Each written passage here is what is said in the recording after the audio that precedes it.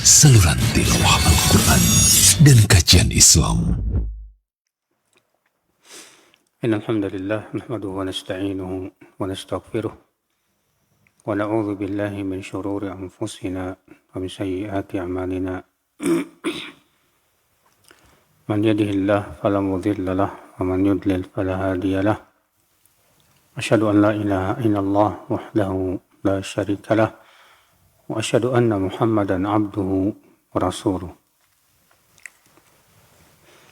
Qala Allah Ta'ala fi kitabihil karim, ya ayyuhalladzina amanu taqullaha haqqa tuqatih wa la tamutunna illa wa antum muslimun, amma ba'd.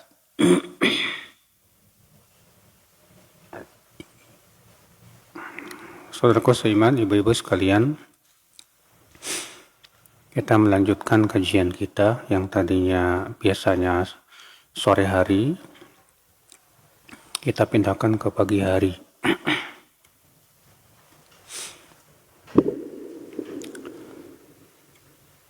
Untuk kitab kajiannya masih kitab Tauhid, namun syarahnya merujuk kitab At-Tamhid li Syarhi Kitab Tauhid yang ditulis oleh Syekh Saleh Al-Syekh.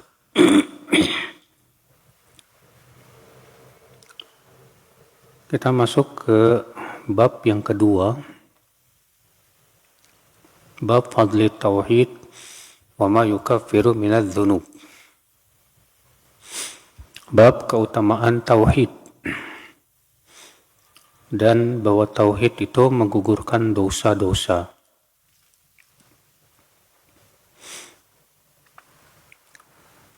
Kata beliau,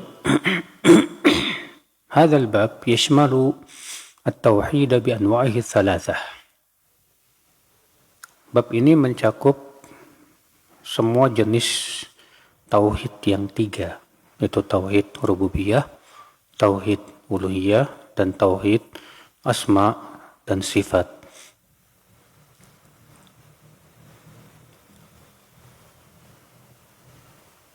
Di mana beliau ingin menjelaskan di sini tentang apa sih keutamaan tauhid. Kenapa sih kita harus mentauhidkan Allah Subhanahu wa taala? Bagaimana pahalanya di sisi Allah? Ya. Maka beliau ingin menjelaskan wa min a'zami fadlihi, keutamaannya yang paling agung itu apa? Annahu bihi tukaffaru dzunub. Bahwa tauhid itu bisa menghapus dosa, menggugurkan dosa sebanyak apapun. Ya. Ibu-ibu sekalian. Makanya beliau di situ mengatakan wa ma yukaffiru minadz dzunub. Dan apa-apa yang menggugurkan dari dosa, artinya min di sini min bayaniyah, untuk menjelaskan bahwa tauhid itu kekuatannya luar biasa sekali, ibu-ibu sekalian. Seluruh dosa tanpa terkecuali bisa digugurkan oleh tauhid. Baik dosa besar, apalagi dosa kecil. Dan itu ditunjukkan oleh dalil-dalil yang banyak, nanti akan disebutkan. Dalil-dalil yang menunjukkan akan keistimewaan tauhid, ibu-ibu sekalian.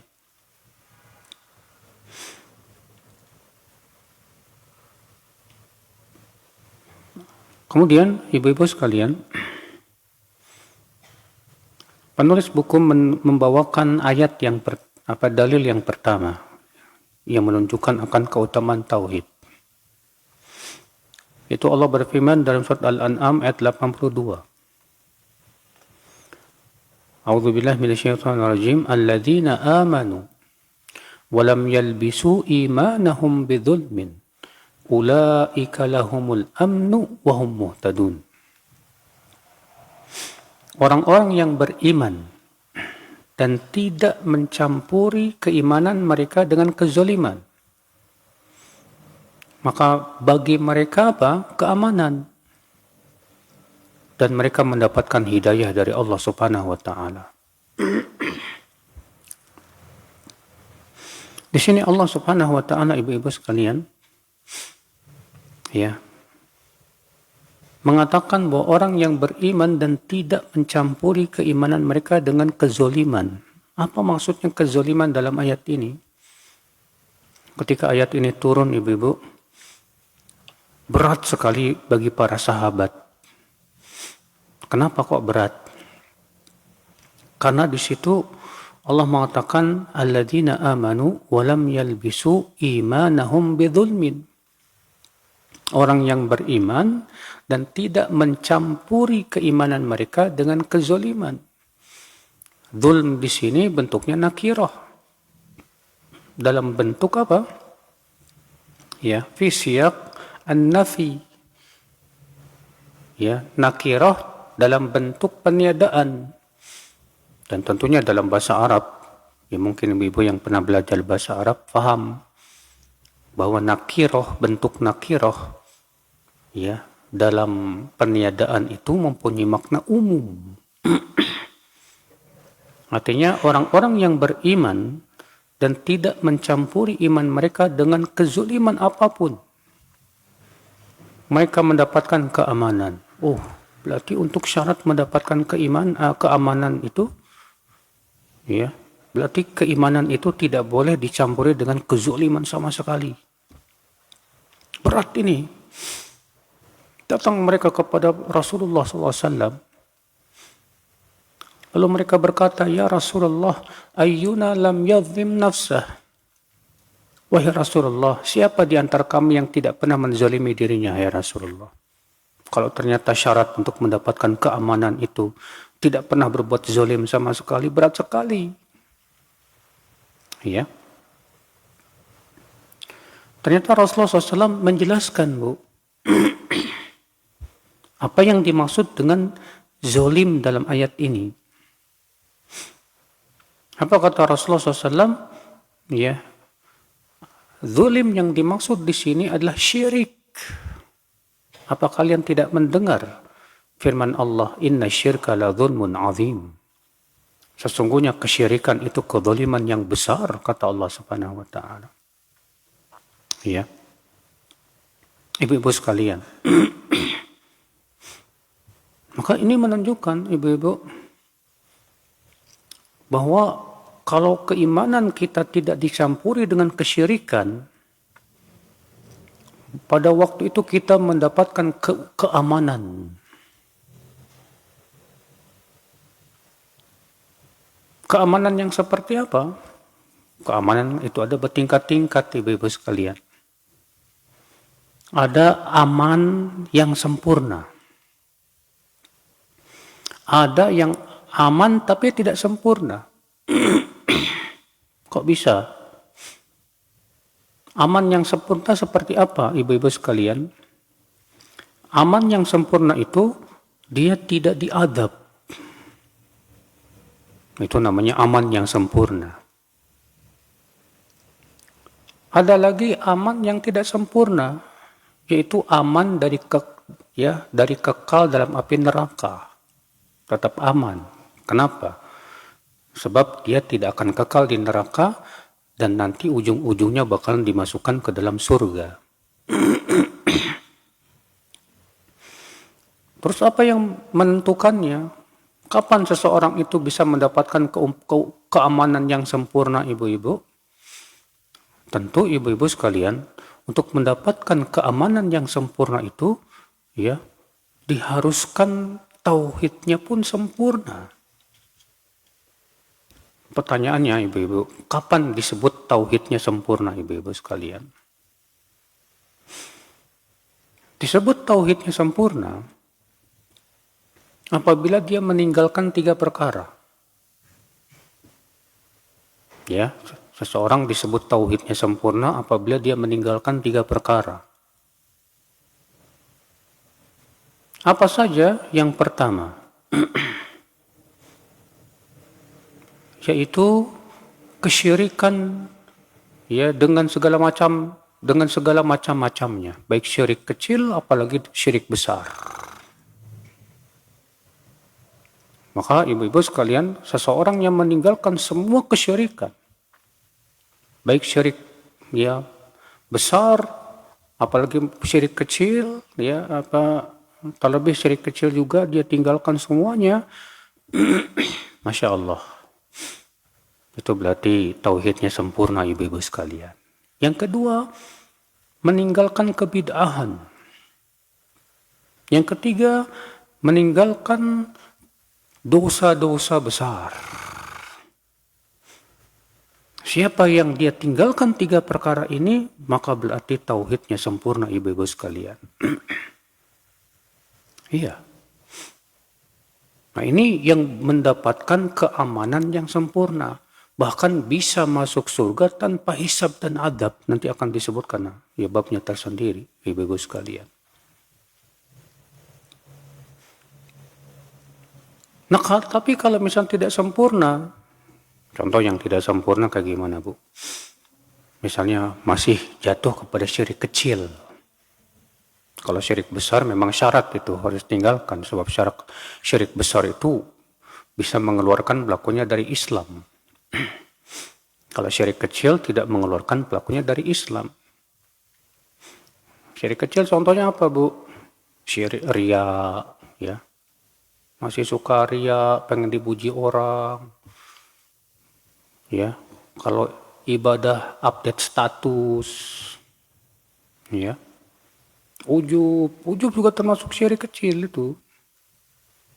Tatayur, menganggap sial dengan angka atau dengan hari, ya. Nah, ini ibu-ibu sekalian menunjukkan tauhidnya tidak sempurna.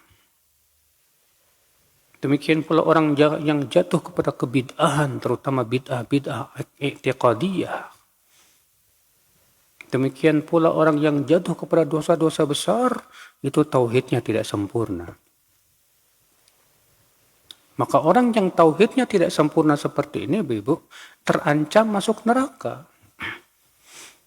Namun, kalau ia mati di atas tauhid, tidak berbuat syirik besar, ya, menjauhi semua syirik-syirik besar, dan dia mentauhidkan Allah subhanahu wa ta'ala dan wafat di atas la ilaha illallah, tetap mendapatkan apa? Keamanan. Ya. Tetap mendapatkan keamanan, ibu-ibu sekalian. Tapi keamanan yang sempurna bukan.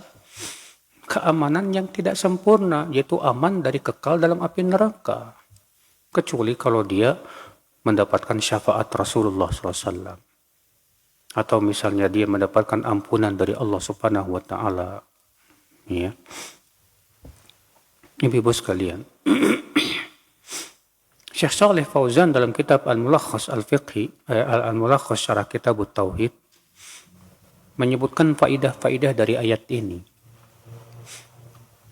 Beliau berkata, faidah yang pertama, ayat ini menunjukkan fadlu tauhid. Wa thamaratu fid dunya wal akhirah. Keutamaan tauhid dan buahnya yang manis di dunia dan akhirat. Karena Allah mengatakan di situ alladzina amanu wa lam yalbisu imanahum bidzulmin ulaika lahumul amnu wa hum muhtadun. Orang-orang yang beriman dan tidak mencampuri keimanan mereka dengan kezaliman, yaitu syirik, ya. Artinya imannya itu bersih dari syirik. Mereka lah orang-orang yang mendapatkan keamanan. Keamanan di mana? Di dunia dan akhirat. Di dunia aman dari azab Allah, ya. Ya. Dan di akhirat pun aman. Wahum muhtadun, dan mereka mendapatkan hidayah. Hidayah di dunia kepada kebaikan, ibu-ibu sekalian. Dan hidayah di akhirat kepada surga Allah Subhanahu wa Ta'ala. Masya Allah, ibu-ibu sekalian. Ini menunjukkan ya keutamaan tauhid yang luar biasa sekali, ibu-ibu sekalian.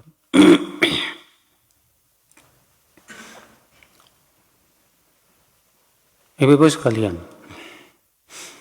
Faedah yang selanjutnya kata Syekh Shalih Fauzan, anna syirka dzulmun mubtilun bil imani billah in kana akbar wa munqisun lahu in kana asghar. Bahwa syirik itu adalah kezoliman, Bahkan kezoliman yang paling zolim itu syirik. Dan itu bisa membatalkan keimanan kalau ternyata itu syiriknya besar. Adapun kalau syirik kecil, maka tidak sampai membatalkan keimanan. Ya, tapi ingat syirik kecil itu lebih berat dosanya daripada dosa besar. Makanya kata Ibnu Qayyim rahimahullah ya, arya wal ujbu wal kibru ya wal amnu min makrillah wal ya'su min rahmatillah.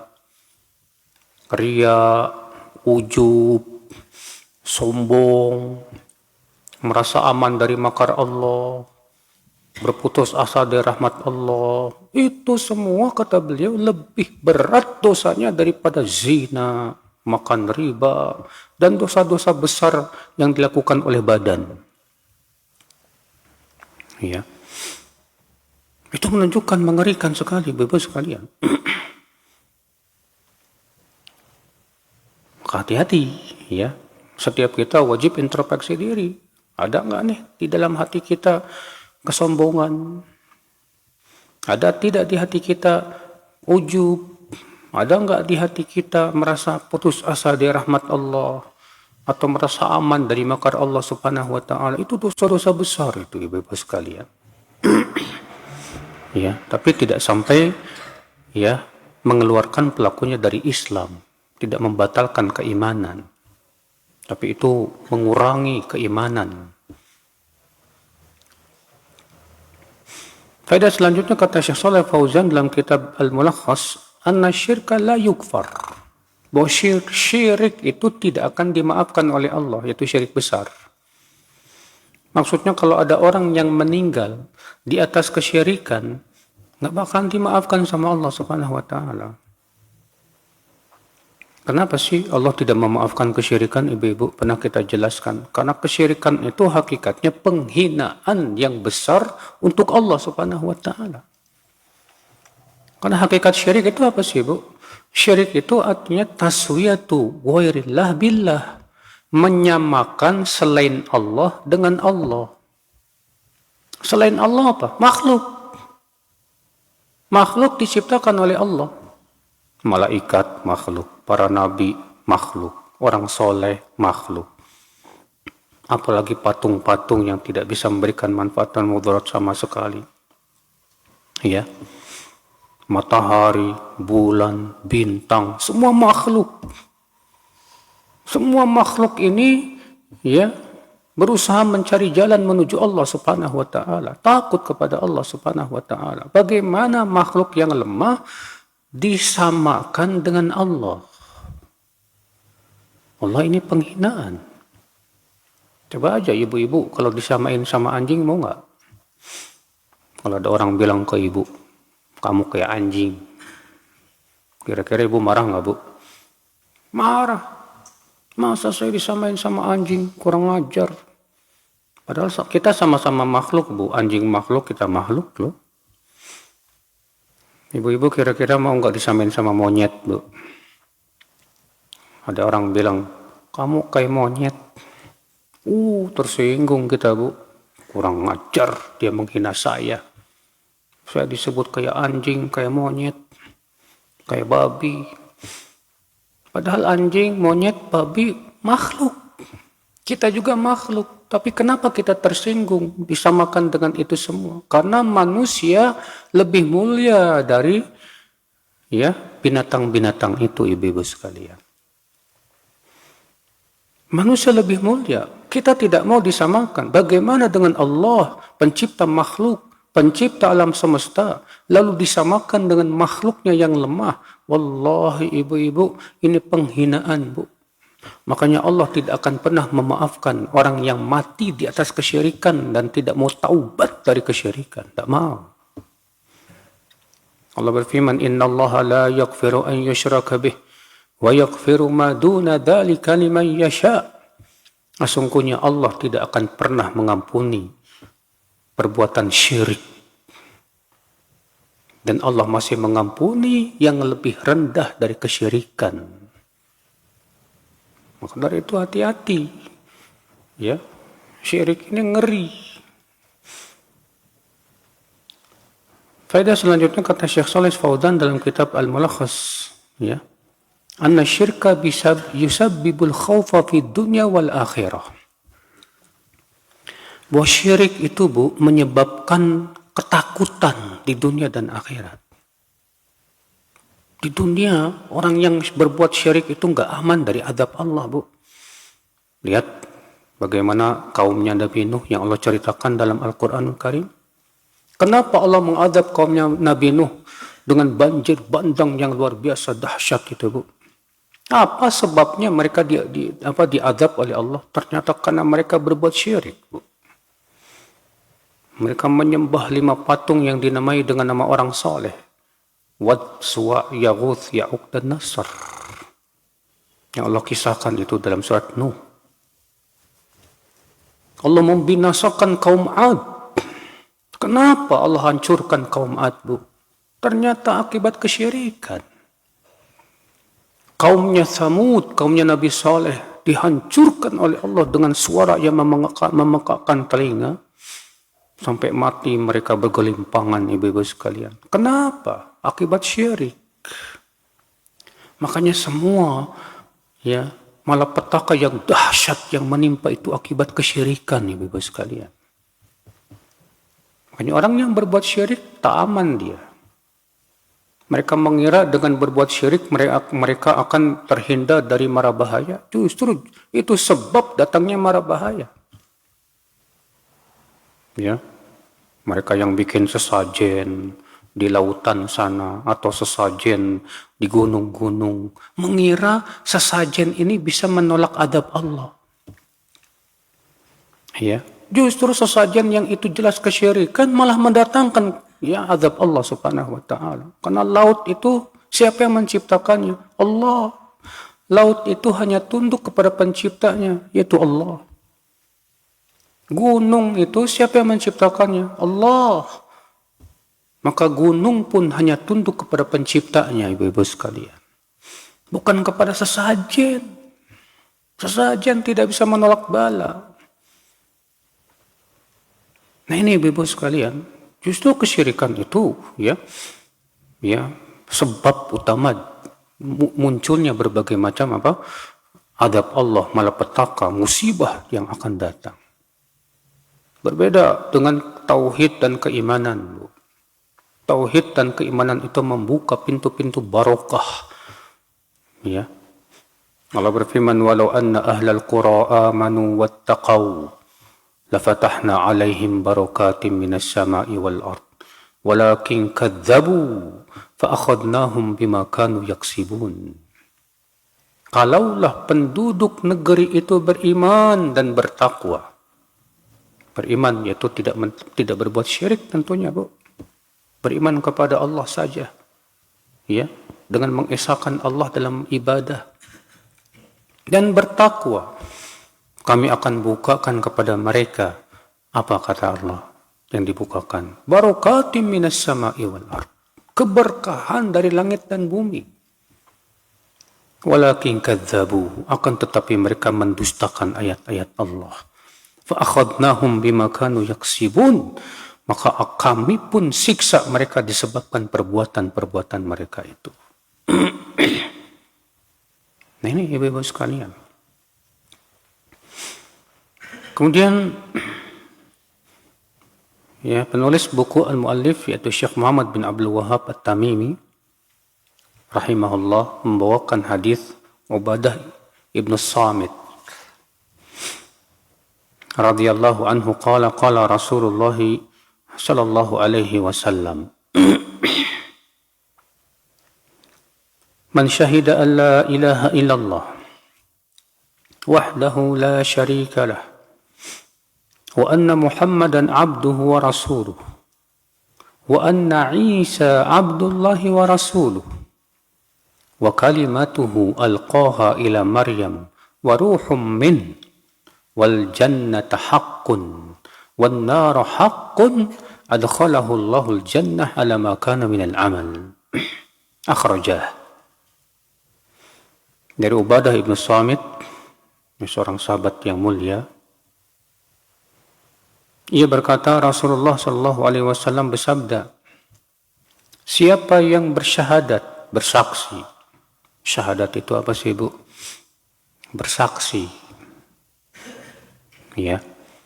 Allah ilaha illallah, bahwa tidak ada ilah yang berhak diibadahi kecuali Allah saja. Tidak ada sekutu bagi Allah. Dan ia bersaksi bahwa Muhammad adalah hamba Allah dan Rasulnya. Dan bahwasanya Isa adalah hamba Allah dan Rasulnya. Dan kalimatnya yang Allah berikan kepada Maryam dan roh darinya. Dan ia bersaksi bahwa surga itu hak benar adanya. Neraka itu hak benar adanya. Adkhalahu Allahul jannah ala ma kana minal amal. Maka Allah akan masukkan ia ke surga. Allah sudah jamin dia masuk surga sesuai dengan amal dia. Subhanallah, ibu-ibu sekalian. Ya. Di sini Rasulullah SAW, ibu-ibu, mengabarkan bahwa orang yang bersyahadat la ilaha illallah. Apa makna syahadat? Tadi sudah kita sebutkan. Syahadat itu artinya bersaksi. Ibu-ibu kalau diminta jadi saksi, tapi ibu nggak punya ilmunya, berani nggak bersaksi, ibu? Pasti ibu nggak berani. Kenapa? Saya nggak tahu masalahnya, Pak. Saya juga nggak pernah, tidak menyaksikan kejadian itu, jadi saya nggak berani untuk bersaksi. Ya. Berarti orang yang bersaksi itu harus di atas apa, ibu-ibu?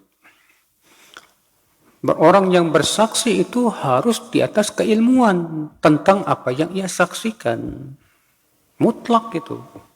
Sebab kalau misalnya persaksian kita tidak di atas keilmuan, ya, maka itu bukan bersaksi namanya. Mereka-reka. Tapi ketika berkata asyhadu, aku bersaksi, artinya saya bersaksi di atas keilmuan dan penuh keyakinan. La ilaha illallah, bahwa tidak ada ilah yang berhak diibadahi kecuali siapa? Allah subhanahu wa ta'ala saja. Ya. La ilaha ilah. Ilah itu apa sih, Bu, dalam bahasa Arab? Ilah itu kalau diterjemahkan secara benar, ilah itu artinya ma'bud, yang diibadahi, Bu. La ilaha artinya la ma'buda, tidak ada yang diibadahi, tidak ada yang disembah. Ya. Tapi buktinya secara kenyataan ada yang disembah selain Allah. Ada yang menyembah patung, menyembah matahari. Tapi itu semuanya tidak berhak, tidak benar. Maka penting ditambahkan di situ la ma'buda bihaqqin. Tidak ada yang disembah, tidak ada yang diibadahi dengan benar kecuali Allah Subhanahu wa ta'ala saja. Ya. Nah, ini ibu-ibu sekalian. Kalau diterjemahkan la ilaha illallah artinya tidak ada Tuhan selain Allah, kita katakan ya kurang pas. Karena kata-kata tidak ada Tuhan selain Allah. Apa maksudnya ini? Kalau maksudnya tidak ada ya yang berhak menjadi Tuhan kecuali Allah, sahih, betul. Ya, tidak ada yang berhak menjadi Tuhan kecuali siapa? Allah. Selain Allah tidak berhak jadi Tuhan. Tapi kalau maksudnya tidak ada yang dipertuhankan kecuali Allah, berarti semua yang dipertuhankan adalah Allah. Ini jelas batil, nggak benar. Ya. Makanya yang paling benar adalah la ma'buda bihaqqin illallah. Tidak ada yang diibadahi dengan benar kecuali siapa? Allah Subhanahu wa ta'ala. Nah, ini ibu-ibu sekalian. Siapa yang bersyahadat, bersaksi bahwa tidak ada ilah yang berhak diibadahi kecuali Allah saja, tidak ada sekutu bagi Allah, artinya betul-betul yakin Allah tidak punya sekutu. Tidak ada yang sebanding dengan Allah. Sebagaimana Allah mengatakan, Qul huwallahu ahad. Katakanlah, Allahu ahad. Apa ahad? Apa bedanya dengan wahid? Ya. Kalau wahid, ada itsnain, ada salasah. Tapi kalau ahad, itu satu-satunya. Qul huwallahu ahad artinya katakanlah Allah satu-satunya. Artinya satu-satunya yang diibadahi. Satu-satunya tempat kita berdoa. Satu-satunya tempat kita bertawakal. Satu-satunya tempat kita berkeluh kesah. Satu-satunya ibu-ibu sekalian yang paling kita cintai, yang paling kita takuti, yang kita gantungkan pengharapan kepadanya hanya Allah satu-satunya. Nah, itulah tauhid.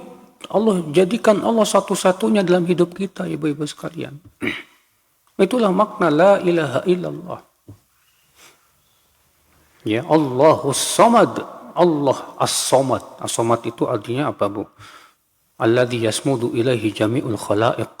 Yang seluruh makhluk ya bergantung kepada Allah Subhanahu wa taala. Karena yang memberikan rezeki seluruh makhluk hanya Allah Subhanahu wa taala saja. Ya. Lam yalid wa lam yulad, yang tidak melahirkan dan tidak dilahirkan.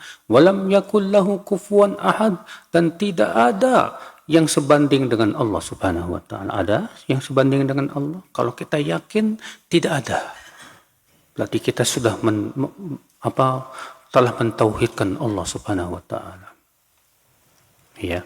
Kalau ibu berkata ada yang sebanding dengan Allah, subhanallah, ini jelas syirik, ibu-ibu sekalian. Adakah yang sebanding dengan Allah? Tidak ada. Ya.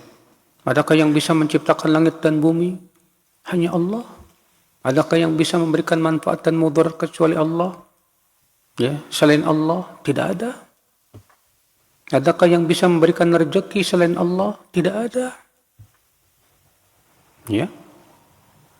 Nah, ini ibu sekalian makna daripada man syahida alla ilaha illallah wahdahu la syarikalah wa anna Muhammadan abduhu wa rasuluh, dan dia bersaksi bahwa Muhammad itu hamba Allah dan Rasulnya. Kata-kata hamba, Bu, ya, membantah orang-orang tarikat sufi yang mengangkat Rasulullah SAW melebihi kedudukannya sebagai seorang hamba.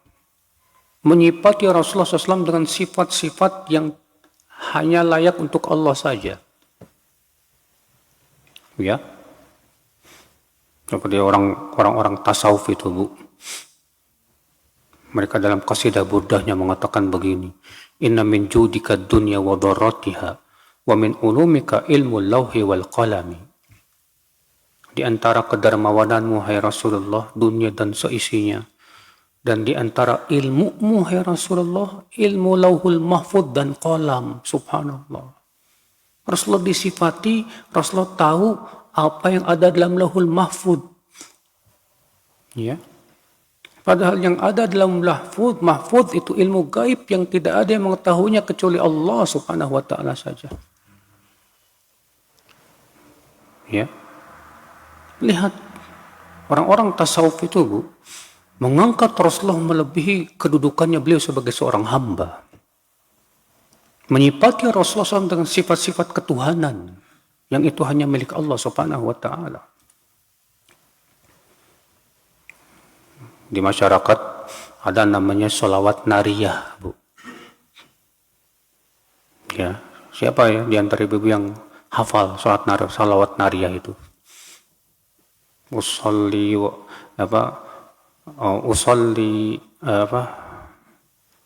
usallim ala Rasulullah SAW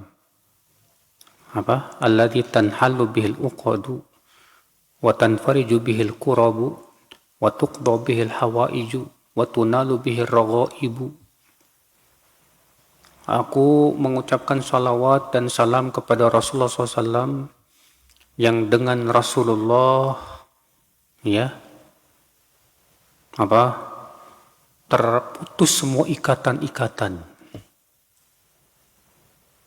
Dan dengan Rasulullah akan hilang semua kesusahan.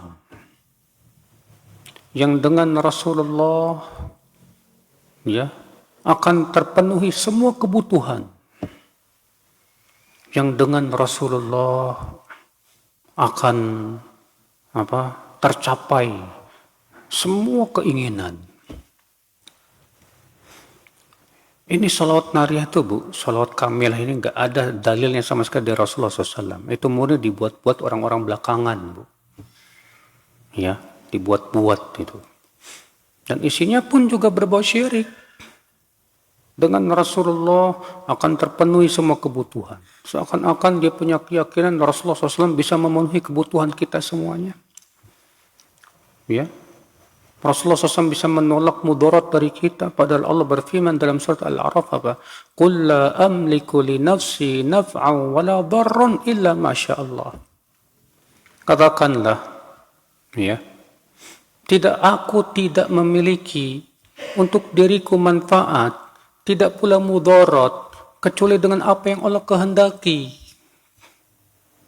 Lihat Rasulullah disuruh mengatakan ini, katakan hai Muhammad, aku tidak memiliki untuk diriku manfaat, tidak pula mudarat, kecuali dengan apa yang Allah kehendaki.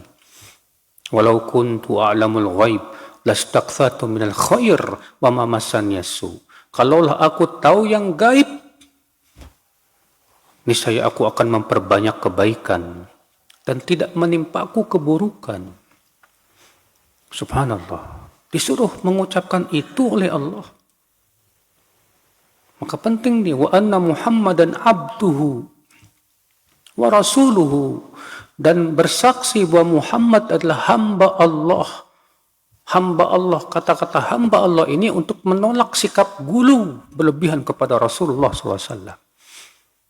Ya, makanya Rasulullah bersabda, la tuturuni kama atratin nasara Isa ibn Maryam, innama ana abdun faqulu abdullahi wa rasuluhu kama qala. Jangan kalian berlebih-lebihan dalam memuji aku, kata Rasulullah. Ya. Seperti halnya orang-orang Nasrani berlebih-lebihan memuji Isa bin Maryam. Aku ini hanyalah hamba Allah. Maka katakan hamba Allah dan Rasulnya. Wa anna Muhammadan abduhu wa rasuluh. Dan aku bersaksi bahwa Muhammad itu hamba Allah. Berarti beliau hamba. Hamba siapa? Hamba Allah. Yang menghambakan dirinya kepada siapa? Kepada Allah. Yang memurnikan tauhid kepada Allah. Yang senantiasa beribadah kepada Allah saja. Ya. Wa rasuluhu, dan rasulnya. Maka ini membantah kata-kata rasulnya, membantah orang-orang yang menghina Rasulullah dan melecehkan Rasulullah SAW. Seperti kaum Mu'tazilah. Ya. Adapun Ahlus Sunnah wal Jamaah tengah-tengah antara kaum tasawuf yang gulu berlebihan terhadap Rasulullah dan kaum Mu'tazilah yang meremehkan Rasulullah SAW. Ibu-ibu sekalian, berarti kita yakin Rasulullah Muhammad itu Rasulullah. Konsekuensinya apa dong? Ketika kita yakin bahwa Nabi Muhammad itu Rasulnya, Bu, konsekuensinya yaitu kita ittiba, mengikuti Rasulullah SAW dalam beragama. Kenapa? Karena agama ini milik Allah. Ya. Ibadah pun hanya kepada Allah. Dan Allah ingin diibadahi sesuai dengan apa yang Allah ridhai dan cintai. Adapun Rasulullah SAW, beliau hanya menyampaikan wahyu, Bu. Maka ikuti yang disampaikan oleh Rasulullah kepada kita, ibu-ibu sekalian. Jadikan Rasulullah sebagai suri tauladan dalam hidup kita. Allah berfirman, laqad kana lakum fi Rasulillahi uswatun hasanah. Sungguh telah ada pada diri Rasulullah SAW suri tauladan yang baik. Ya. Suri tauladan dalam segala hal. Nah ini ibu-ibu sekalian. Kemudian kata Rasulullah, wa anna Isa abdullahi wa rasuluh wa kalimatuhu alqaha ila Maryam wa ruhum min. dan dia bersaksi bahwa Isa adalah hamba Allah dan Rasulnya. Nah, ini keyakinan Ahlussunnah, Bu. Bahwa Nabi Isa atau yang disebut dengan Yesus itu bukan anak Allah, bukan, dia hamba Allah. Ya. Dan dia adalah Rasulullah, utusan Allah Subhanahu wa taala. Makanya kaum muslimin itu tengah-tengah antara Yahudi dan Nasrani. Yahudi meremehkan Nabi Isa dan menuduh bahwa Nabi Isa itu anak zina, katanya. Orang Nasrani berlebihan kepada Nabi Isa dan mengatakan bahwa Nabi Isa itu katanya anak Allah. Kita kaum muslimin tengah-tengah dan mengatakan Nabi Isa itu adalah hamba Allah dan Rasulnya. Ia bukan anak Allah, ia bukan anak zina, tapi ia adalah hamba Allah dan ia Rasulullah yang diutus oleh Allah Subhanahu wa taala kepada Bani Israel. Ya. Itulah, Ibu, Islam itu tengah-tengah, ya. Tidak bersikap berlebihan dan tidak juga meremehkan. Wa kalimatuhu alqaha ila Maryam wa ruhum min. Dan bahwasannya Nabi Isa adalah kalimat yang Allah ucapkan kepada Maryam. Apa itu kalimat? Kun fayakun, jadilah, maka ia pun jadi. Wa ruhum min, dan roh darinya yang Allah tiupkan kepada Maryam. Karena kan Maryam itu Masya Allah, Bu, seorang wanita yang sangat solihat. Namun Allah uji Maryam, Bu. Ya. Allah menginginkan agar Maryam itu hamil tanpa suami. Ya, dan itu kuasa Allah Subhanahu wa taala, Bu. Makanya sebagian orang Nasrani berkata begini, Bu. Nabi Isa itu enggak punya bapak. Berarti bapaknya siapa? Allah. Maka Allah bantah dalam Al-Quran. Ya. Inna mathala Isa indallahi kamathali Adam. Sesungguhnya perumpamaan Isa itu di sisi Allah seperti Adam. Nabi Isa punya ibu, nggak punya bapak. Nabi Adam nggak punya ibu, nggak punya bapak. Kalian mengklaim bahwa Nabi Isa itu anak Allah karena ia punya ibu, nggak punya bapak. Bagaimana dengan Nabi Adam yang tidak punya ibu, tidak punya bapak? Bukankah harus Nabi Adam lebih berhak untuk kalian pertuhankan? Dan mereka tidak mempertuhankan Nabi Adam. Ibu-ibu sekalian, ya. Nah, ini keyakinan kita kepada Nabi Isa, kepada Yesus, ya, salawatullahi alaihi wasallam. Wal jannata haqqun wan nar haqqun, dan bersaksi bahwa surga itu hak benar adanya. Wan nar haqqun, dan neraka pun hak benar adanya. Wajib kita yakini, Bu, surga itu benar-benar ada, Bu. Neraka itu benar-benar ada. Ya. Kalau ibu nggak percaya, mati aja dulu, Bu. Baru bisa lihat surga neraka. Kalau sekarang kita di dunia, memang dunia itu, ya, belum waktunya. Di dunia itu disebut dengan darul amal, negeri untuk beramal. Setelah kehidupan dunia, baru ada darul akhirah, negeri balasan. Ya. Dan dalam beriman kepada surga dan neraka, ada hal yang harus kita yakini, Bu. Apa itu yang pertama? Meyakini bahwa surga dan neraka itu makhluk yang Allah ciptakan.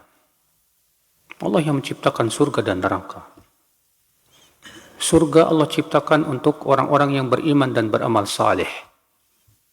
Dan neraka Allah ciptakan untuk orang-orang yang tidak beriman dan tidak mau beramal saleh. Surga Allah ciptakan untuk orang-orang yang taat kepada Allah dan Rasul-Nya.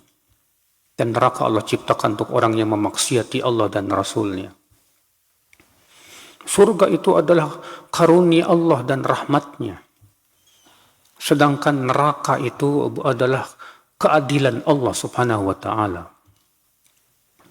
Ya. Nah ini Bu. Jadi yang pertama wajib yakini surga itu makhluk, neraka pun makhluk. Yang kedua, wajib diyakini bahwa surga dan neraka itu sudah ada sekarang. Ahlussunnah wal Jamaah punya keyakinan bahwa surga dan neraka sudah ada, sudah. Ahlussunnah mengatakan surga yang ditempati oleh Nabi Adam itulah surga yang akan ditempati oleh kaum mukminin nanti. Cuman keadaannya sudah berubah, berbeda. Ya. Banyak sekali dalil-dalil yang menunjukkan bahwa surga sudah ada. Di antaranya tentang kisah Isra dan Mi'raj. Rasulullah diizinkan untuk masuk ke dalam surga, melihat istana milik Umar bin Khattab. Ya. Demikian pula Rasulullah diperlihatkan api neraka. Kata Rasulullah ternyata kebanyakan penduduknya dari kalangan wanita. Itu semua menunjukkan bahwa surga dan neraka sudah ada. Ya, wajib diimani. Berbeda dengan firqah Jahmiyah. Kaum Jahmiyah mengatakan surga dan neraka belum ada sekarang. Nanti baru adanya pas hari kiamat nanti, baru Allah ciptakan. Ini jelas bertabrakan dengan Al-Quran, hadis dan ijma' ya para ulama. Kemudian yang ketiga, wajib diimani Bu, bahwa surga dan neraka itu kekal selama-lamanya. Khalidina fiha, selama-lamanya. Cuma Pak, Bu, sebagian orang ada yang berusaha untuk meragukan akidah ini.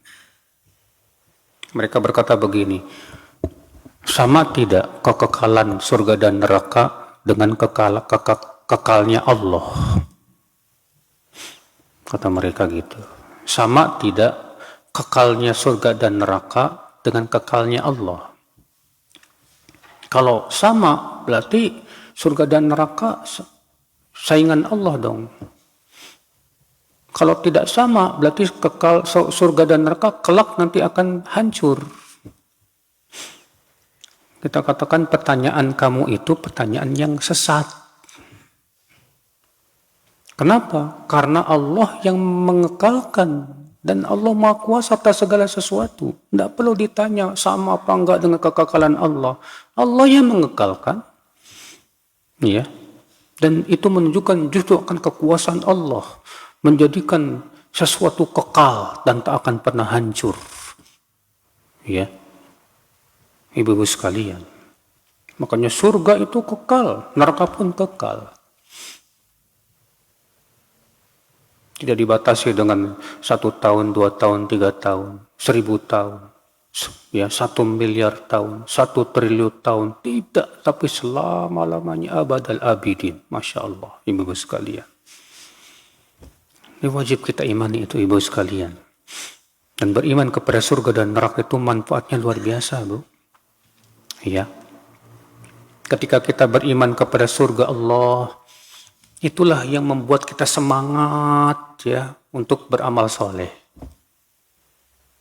Ketika kita ingat tentang neraka, bagaimana dahsyatnya api neraka, itu yang membuat kita kuat meninggalkan berbagai macam maksiat, ibu-ibu sekalian.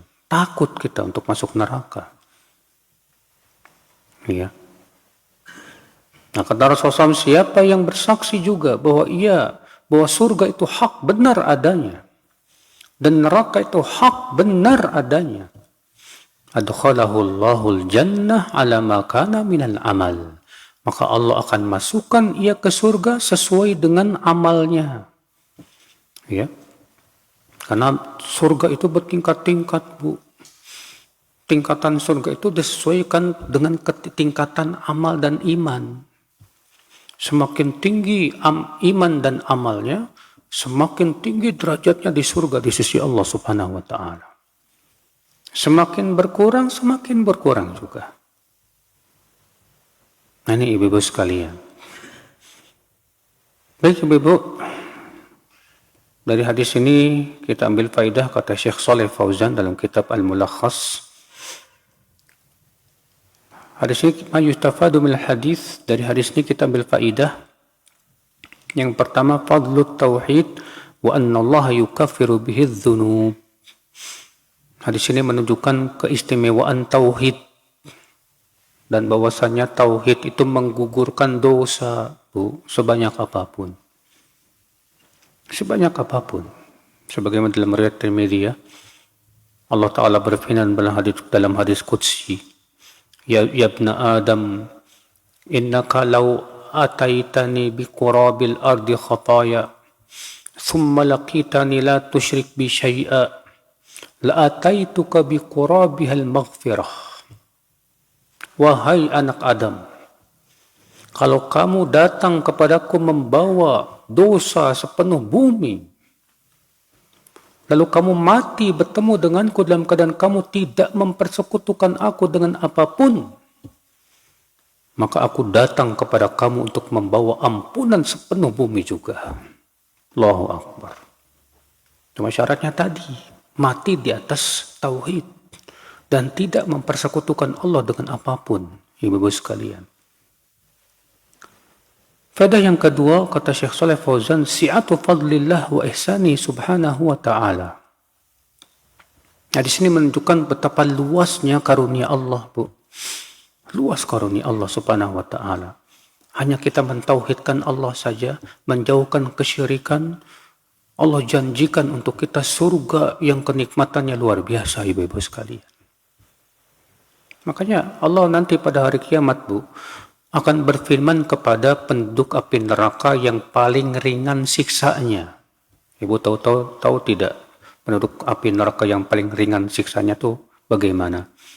Dikasih di kakinya itu, ya, sandal dari api neraka yang membuat otaknya mendidih, ibu sekalian. Ya, naudzubillah min dzalik.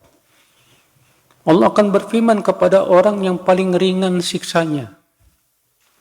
Ya abdi, kata Allah, hai hambaku, ara'aita law kanat lakad dunya wa ma fiha akunta muftadiyan biha. Hai hambaku, kalau kamu memiliki harta sepenuh bumi, apakah kamu akan menebus dirimu dari api neraka? Si hamba berkata, betul ya Allah, aku akan tebus diriku dari api neraka. Maka Allah berfirman, talabtu minka ahwan min hadha. Waktu di dunia aku minta lebih ringan dari itu. Allah tusyrik bi, jangan sekutukan aku. Itu permintaan Allah. Jangan sekutukan aku. Fa abaita ila syirk, tapi kamu enggan kecuali berbuat syirik. Iya. Tuh lihat ibu-ibu sekalian. Faedah selanjutnya ibu-ibu, wujubut tajannubil ifrat wa tafrid fi haqqil anbiya was salihin. Wajib kita menjauhi dua sikap. Yang pertama, ifrat, berlebihan, gulu. Yang kedua, tafrid, meremehkan dan menghinakan, ya, terhadap para nabi dan orang soleh. Terhadap para nabi dan orang soleh, Bu, tinggalkan dua sikap ini, berlebih-lebihan gulu, menempatkan para nabi melebihi tempatnya sebagai seorang hamba Allah, dan jauhi juga meremehkan para nabi dan orang-orang saleh. Jangan, ya. Tapi tengah-tengah, ibu-ibu sekalian. Faedah yang keempat, kata Syekh Shalih Fauzan, anna aqidat at-tauhid tukhalifu jami'al milal al-kufriyah. Bu, akidah tauhid itu, Bu, menyelisih semua agama-agama yang rata-rata semua agama itu berbuat syirik. Orang Yahudi meyakini Uzair anak Allah. Orang Nasrani meyakini Yesus anak Allah. Al-Wathaniyin wad-Dahriyin, demikian pula agama berhala, penyembah berhala yang menyembah patung, menyembah matahari, menyembah api. Semua itu menyembah yang tidak berhak disembah. Ya. Adapun kita hanya menyembah pencipta langit dan bumi saja, yang telah mengutus para nabi dan rasul, menurunkan kitab-kitab suci, menegakkan hujah bahwasanya dialah Allah pencipta langit dan bumi. Ya. Faedah yang kelima, anna usatal muwahhidin la yukhalladuna finnar. Hadis ini menunjukkan bahwa orang-orang yang mentauhidkan Allah tapi suka berbuat maksiat, ya, mereka masuk neraka tapi tidak kekal di neraka. Pelaku maksiat dari orang-orang yang mentauhidkan Allah, kalau masuk neraka tidak kekal di neraka, ibu-ibu sekalian. Cuman masalahnya, Bu, bukan berarti kita meremehkan maksiat, jangan. Sebagian orang ketika mendengar tentang keutamaan tauhid, ya, orang yang mentauhidkan Allah kalau mati dijamin surga, walaupun masuk neraka nggak bakalan kekal. Akhirnya apa coba, Bu? Malah semakin kencang maksiatnya. Bukannya taubat, malah semakin kencang. Yang penting kan mati di atas tauhid. Paling masuk neraka seminggu. Seminggu, 1 hari di neraka itu sama dengan 50.000 tahun, tahu nggak? Iya. Kalau kita meremehkan maksiat, Bu, justru gara-gara meremehkan maksiat, khawatirnya kita diseret oleh Allah kepada syirik.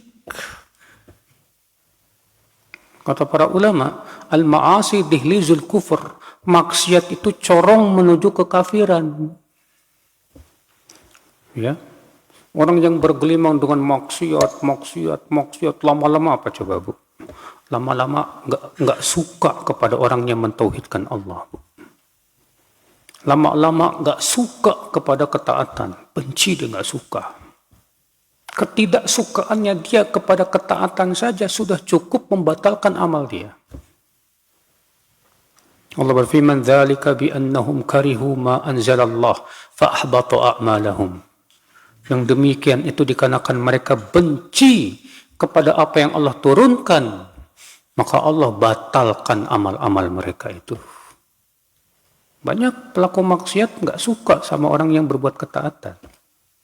Banyak pelaku maksiat melihat orang yang berbuat taat, sok suci. Meledek wanita-wanita yang menutup aurat. Ya.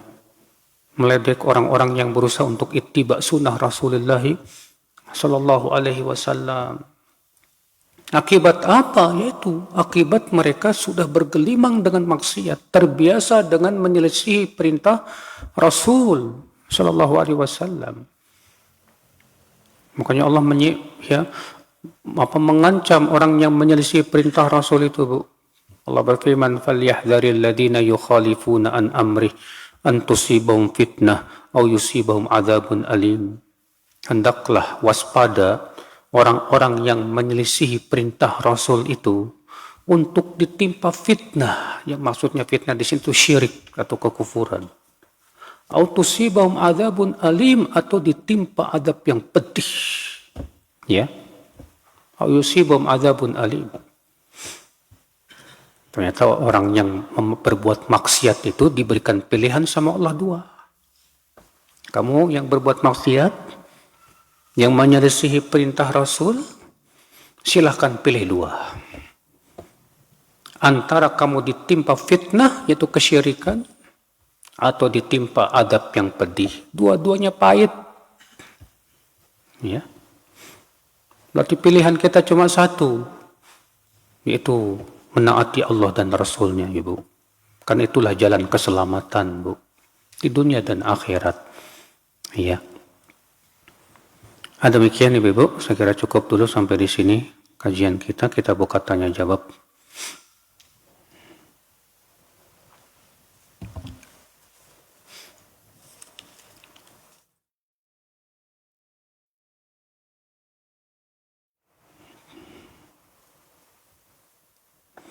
Mengapa orang musyrik Quraisy menolak tauhid uluhiyah?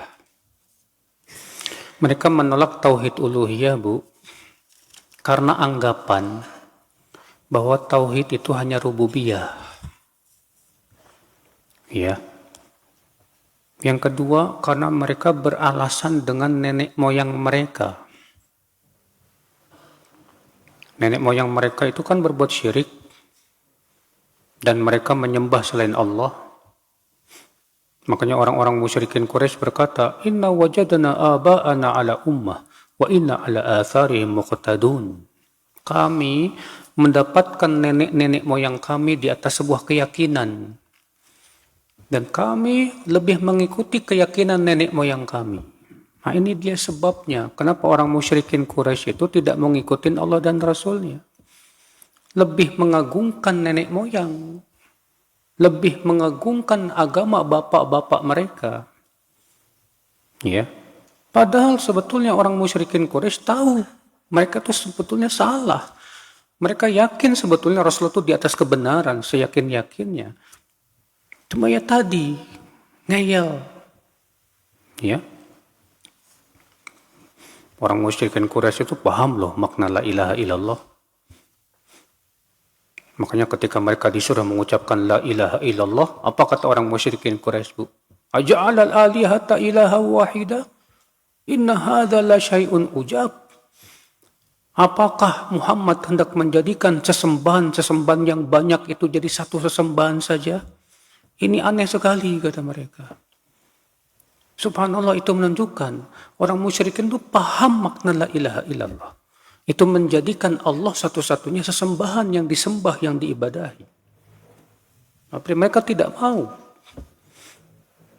Wala haula wala quwata illa billah. Ya itu begitulah, Bu. Ya, kalau orang tahu ilmunya tapi ngikutin hawa nafsu, susah jadinya. Sudah ngikutin hawa nafsu, ya, lebih mengagungkan nenek moyang, pasti dia akan menolak ya apa yang Allah turunkan kepada Rasulullah SAW. Bagaimana caranya memahami kehendak Allah kauniyah dengan kehendak Allah syar'iyah? Mudah, alhamdulillah. Kehendak Allah kauniyah adalah kehendak yang tidak berhubungan dengan apa yang Allah cintai dan ridhai. Kehendak ya Allah kauniyah adalah kehendak yang tidak berhubungan dengan cinta dan ridho. Tapi berhubungan dengan hikmah. Dengan apa? Dengan hikmah. Contoh, Allah berkehendak adanya iblis. Ya. Kehendak Allah kauniyah.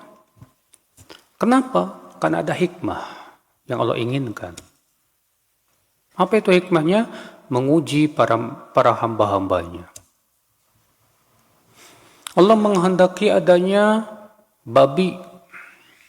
Ya. Dan Allah haramkan. Kenapa Allah menghendaki adanya babi?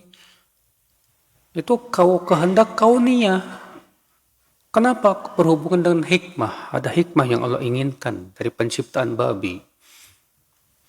Ya, Allah menciptakan berbagai macam tanaman, hewan-hewan, matahari, bulan, planet.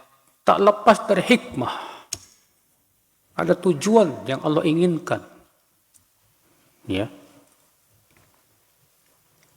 Nah ini namanya kehendak Allah yang bersifat kauniyah. Adapun kehendak Allah syar'iyah, yaitu kehendak Allah yang berbentuk pensyariatan, undang-undang. Yang itu berhubungan dengan yang Allah cintai dan ridhai. Ya. Allah menyuruh kita sholat karena Allah mencintai sholat dan orang-orang yang sholat. Allah menyuruh kita zakat, puasa, haji. Semua itu berbentuk apa? Syariat, aturan untuk kehidupan manusia, untuk kemaslahatan mereka.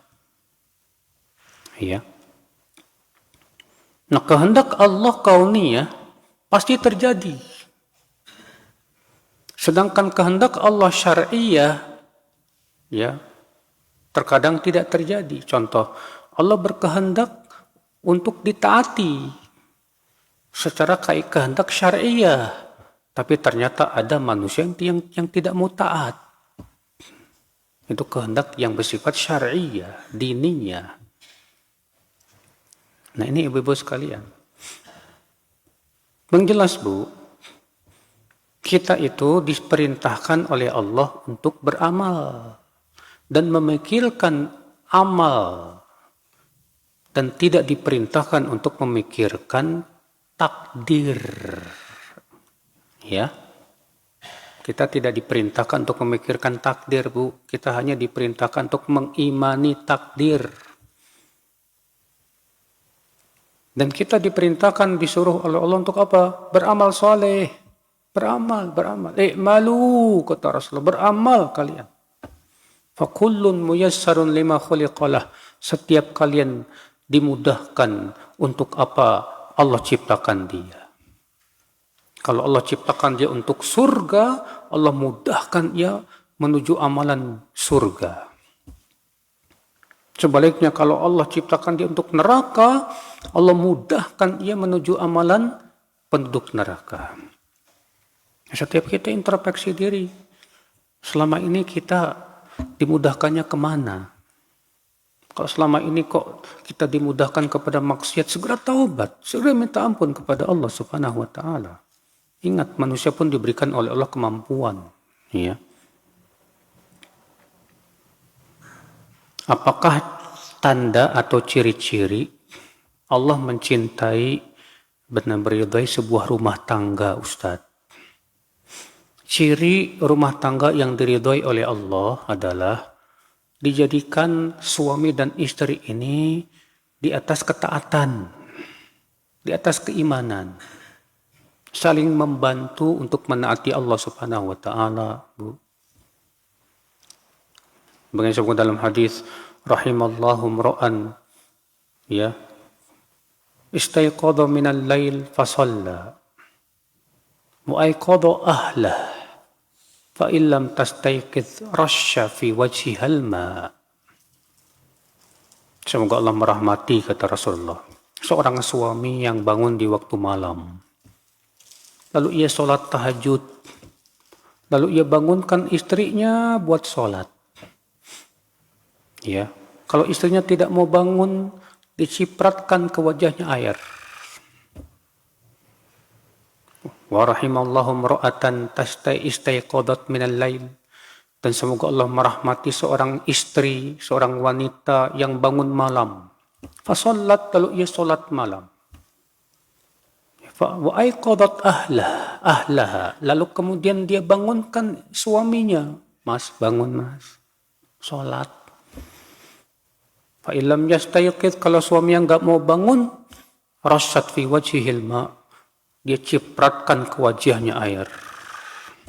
Fa shallaya jami'an, lalu kedua-duanya ikut sholat. Masya Allah, ya. Pernah enggak, Bu, tiba-tiba ibu dibangunin sama suami, mah, sholat mah, tahajud, atau sholat witir. Terus ibu bilang gini, nanti aja Pak, gampang. Tahu ceprot aja di wajah air. Kira-kira ibu ngambek gak sama suami? Iya. Atau suami kebalikan begitu. Lagi tidur enak, dibangunin sama istrinya. Mas, sholat yuk. Iya. Sholat witir lah. Kata suaminya, aduh, nantilah masih ngantuk. Nah, tiba-tiba istrinya bawa air, ceprot aja. Waduh. Kira-kira ngambek gak digituin? Kalau ngambek, berarti dia tidak berterima kasih. Ya. Tanda rumah tangga yang dicintai oleh Allah, suami dan istri itu saling membantu, saling bahu-membahu untuk menaati Allah. Makasih ya ma, udah dibantu buat sholat, masya Allah. Dibantu, saling membantu. Suaminya mengingatkan istrinya, istrinya mengingatkan suaminya. Karena tujuannya rumah tangganya untuk apa? biar bareng-bareng berjalan menuju surga Allah. Itu dia rumah tangga, rumah tangga yang dicintai oleh Allah Subhanahu wa taala. Ya.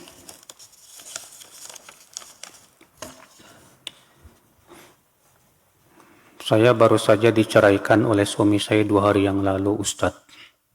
Ini talak yang kedua. Dan kami masih tinggal bersama anak-anak kami, tapi sudah pisah kamar. Saya dengar kalau selama masa iddah itu saya jangan keluar dari rumah.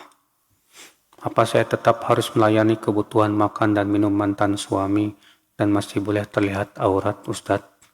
Masih boleh, karena wanita yang masih di masa iddah itu statusnya masih istri.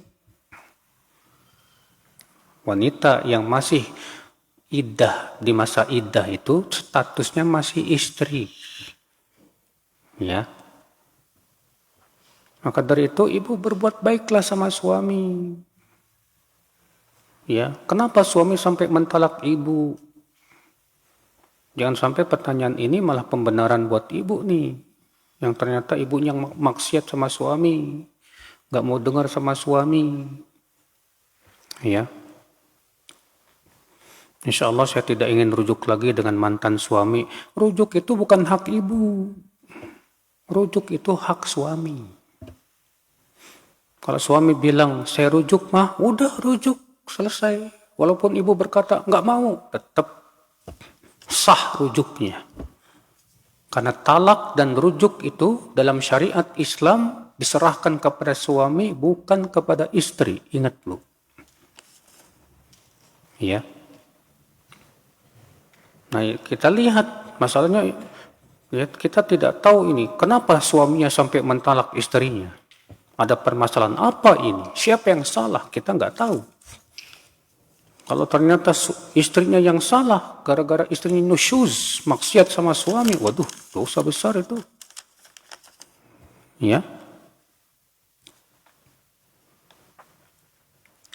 Bagaimana jika orang yang berbuat syirik, yang selalu minta bantuan kepada dukun, yang bermodel ustadz atau kiai, jika diberi nasihat, dia selalu bilang, iya syirik itu tidak boleh. Tapi dia selalu bilang bahwa itu bentuk ikhtiar. Subhanallah. Apakah ikhtiar itu dengan sesuatu yang Allah haramkan? Kamu sudah tahu itu syirik. Terus kamu bilang ini ikhtiar. Ikhtiar seperti apa? Ya. Kamu cari rezeki, pengen dikasih rezeki. Tapi dengan cara yang Allah haramkan kepada kamu. Di mana adab kamu sama Allah? Pengen kasih rezeki, tapi dengan cara maksiat kepada Allah. Ya. Ini terkadang Masya Allah ya, akibat kebodohan Pak, Bu. Dia kira bahwa itu sah-sah saja, ini cuma usaha kok, cuma ikhtiar. Loh, apakah usaha berarti menghalalkan segala cara? Apakah tujuan itu menghalalkan segala macam cara? Tidak bisa. Kalau tujuan menghalalkan segala cara, nanti orang korupsi karena tujuannya mau bangun masjid. Waduh, apa ya, gara-gara ya tujuannya mau bangun masjid korupsi jadi halal? Ya nggak bisa. Apakah gara-gara tujuannya untuk membantu fakir miskin, tapi dengan cara merampok jadi halal? Nggak bisa. Ingat ya, tujuan tidak menghalalkan segala cara.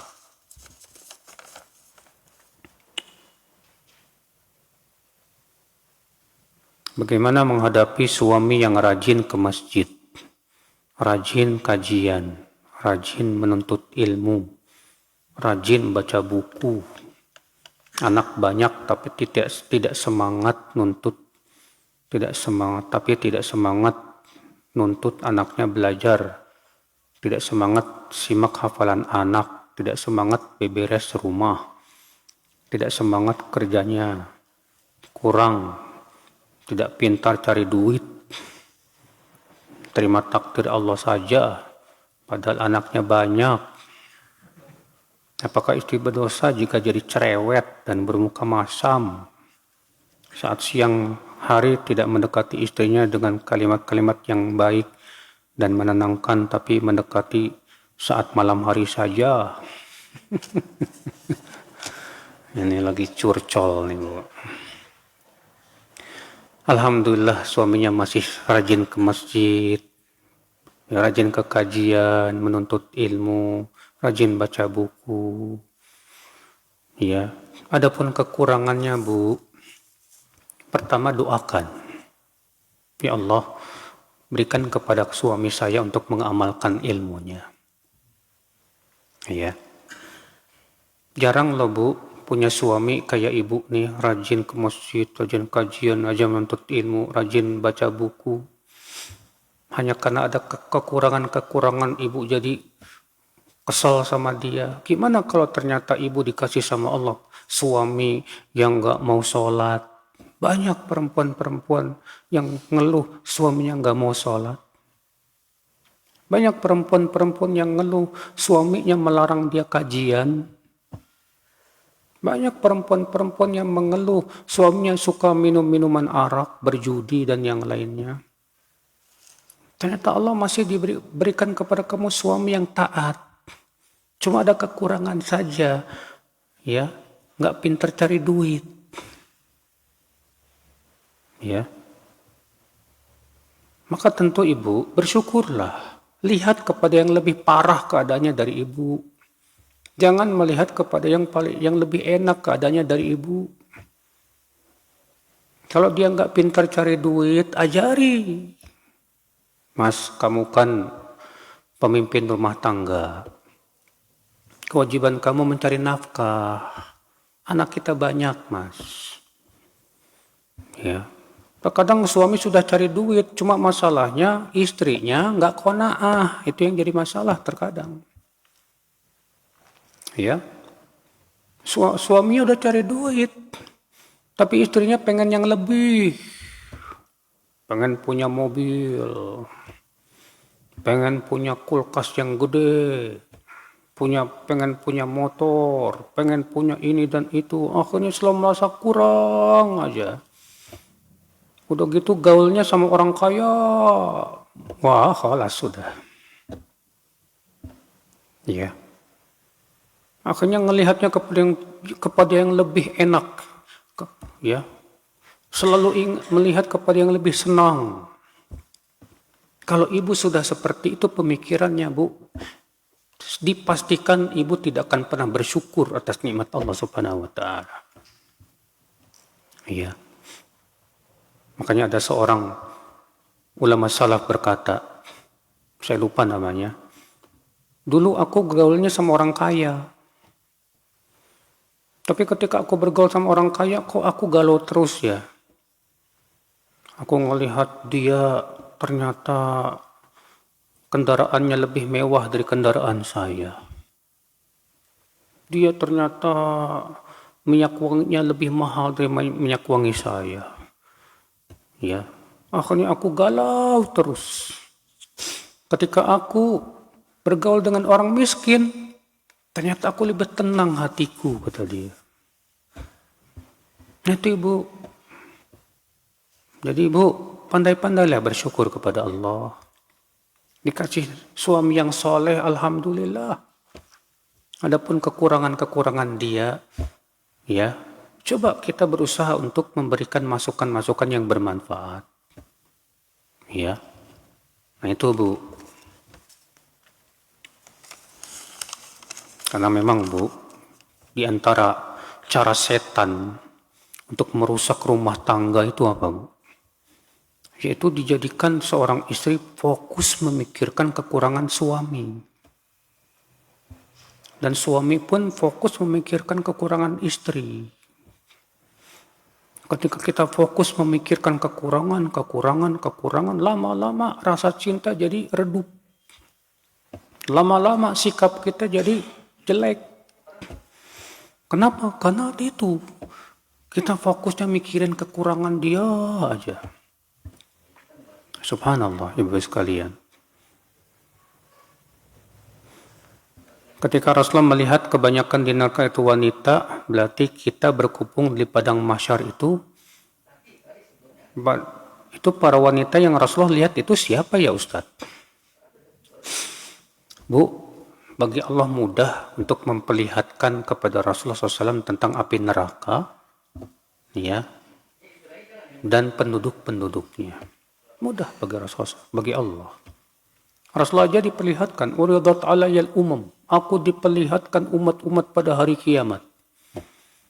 Fara'aitu nabiyan wa ma'ahu rahtun, aku melihat ada nabi yang membawa ya beberapa kaum, satu kaum. Wa nabiyan wa ma'ahu rajulun wa rajulan, aku lihat lagi ada nabi yang pengikutnya satu atau dua orang. Wa nabiyan wa laysa ma'ahu ahad, aku melihat juga nabi yang tidak memiliki pengikut sama sekali. Lihat, Rasul diperlihatkan oleh Allah, Bu. Mudah bagi Allah itu. Imani saja. Nggak usah dipikirin pakai otak. Loh, gimana itu? Gimana itu? Ya. Cukup imani. Bagi Allah mudah itu.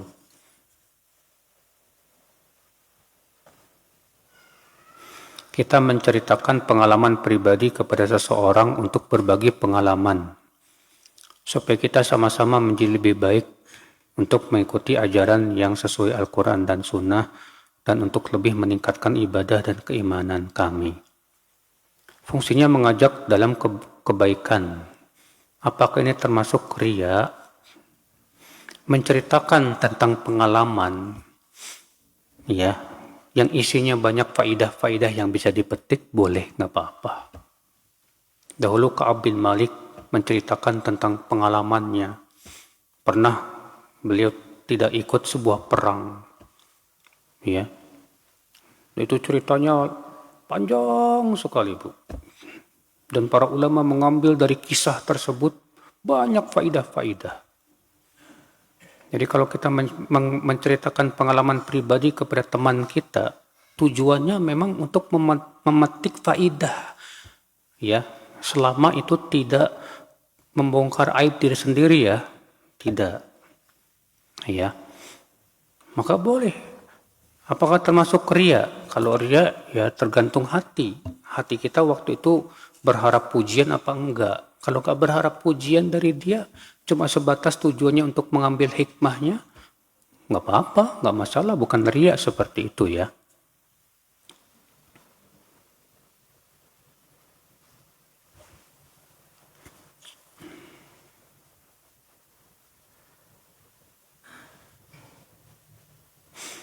Orang tua saya sudah sepuh dan sepertinya pikun. Selama hidupnya suka berobat ke dukun.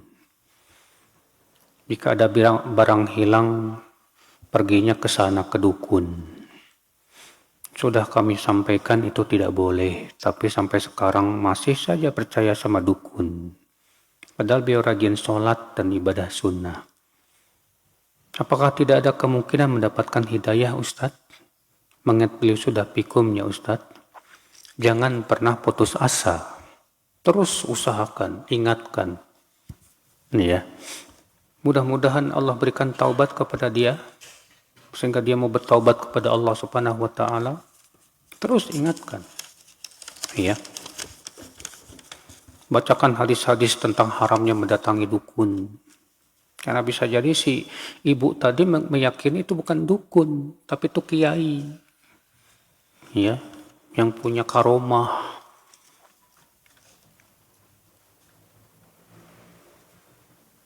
Apakah orang yang meninggal mengucapkan la ilaha illallah wahdahu la syarikalah lahul mulku wa lahul hamdu wa huwa ala kulli syai'in qadir akan dijamin surga, Ustaz? Kepanjangan, Ibu. Rasulullah bersabda, man kana akhiru kalamihi la ilaha illallah dakhalal jannah. Siapa yang akhir hayatnya, ya kematiannya, mengucapkan la ilaha illallah, maka dia pasti masuk surga. Jaminan. Ya. Siapapun yang ketika akhir hayatnya mengucapkan la ilaha illallah, dijamin masuk apa? Surga. Kalau ternyata dia banyak dosa, barangkali dia dicuci dulu di neraka, tapi tetap dia sudah mendapatkan jaminan masuk surga. Ya. Jadi ucapan la ilaha illallah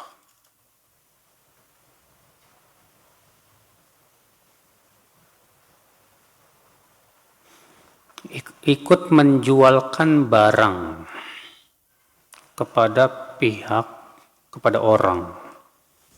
Sedangkan kita sendiri sebagai penjual nggak tahu kondisi barangnya. Lah gimana? Antum jualkan barang, nggak tahu keadaan barang. Maka kalau seperti ini harus ada namanya apa, Bu? Hak pilih. Ya. Antara membatalkan atau tidak kalau ternyata qadarullah barangnya tidak sesuai dengan apa? Ya, kriteria. Kalau ternyata tidak sesuai dengan kriteria, si pembeli punya hak untuk membatalkan. Harus ada itu. Ya. Yang kedua, ibu menjualkan barang-barang milik orang itu sudah izin belum? Izin penjualnya. Kalau sudah izin, ibu minta izin. Pak, saya izin jualkan ya. Ya, silakan. Nanti saya kasih kamu ini. Ya. Nah, duit misalnya. Maka kalau ibu menjualkan barang dia dengan seizin dia, nggak masalah, silakan. Itu namanya ibu sebagai wakil. Ya. Seperti ini boleh? Boleh. Jadi akadnya wakalah.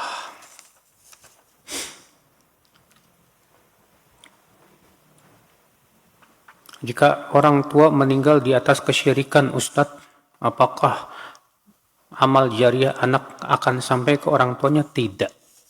Karena Allah tidak akan pernah mengampuni dosa syirik. Ya.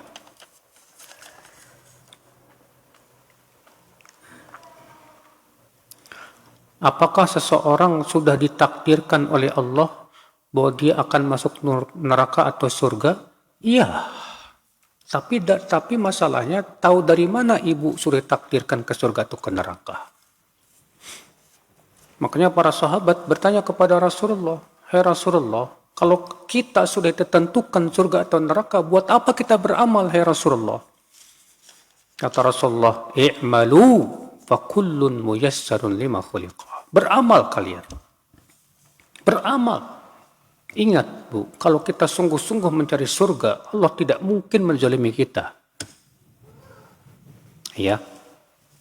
Dan jangan pernah suudzon kepada Allah. Jangan pernah suudzon kepada Allah.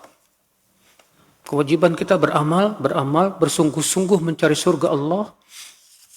Ya. Dan Allah tidak akan mungkin menyia-nyiakan hamba-hambanya yang bersungguh-sungguh. Yakini itu. Apakah pelaku tasawuf yang gulu terhadap Rasulullah bisa mengeluarkan dari Islam? Kalau sudah sampai derajat mempertuhankan Rasul, ya di mana ia beribadah kepada Rasul, berdoa kepada Rasul, ya jelas itu syirkun akbar yang bisa mengeluarkan pelakunya dari Islam. Ya. Tapi kalau tidak sampai kepada derajat syirik besar, ya, maka yang seperti ini belum mengeluarkan pelakunya dari Islam. Ya. Nah, kita lihat apakah sikap gulunya kepada Rasulullah SAW itu sudah menjatuhkan dia kepada syirik besar, menjadikan Rasulullah sebagai sekutu bagi Allah, ya, atau tidak. Nah, demikian, ya, semoga yang saya sampaikan bermanfaat. Masya Allah hujan, ya, kita doa Allahumma sayyiban nafi'a. Subhanakallah bihamdik, asyhadu an la ilaha illa anta astaghfiruka wa atubu ilaik. Wassalamualaikum warahmatullahi wabarakatuh.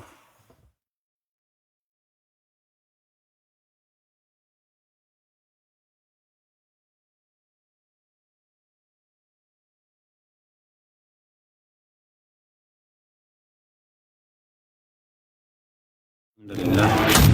Nahmaduhu wa nasta'inuhu wa nastaghfiruh. جزاكم الله خيرا، بارك الله فيكم.